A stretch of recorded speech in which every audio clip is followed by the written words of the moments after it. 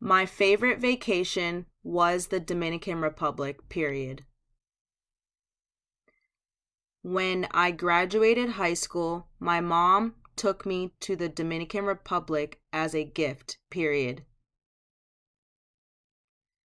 My mom and I had the time of our lives, period. We stayed in a beautiful hotel that was very wonderful, period.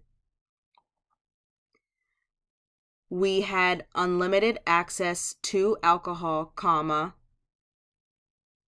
food,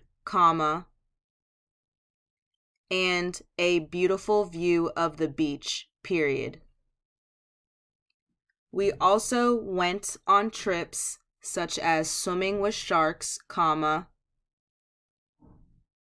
visiting a tobacco farm,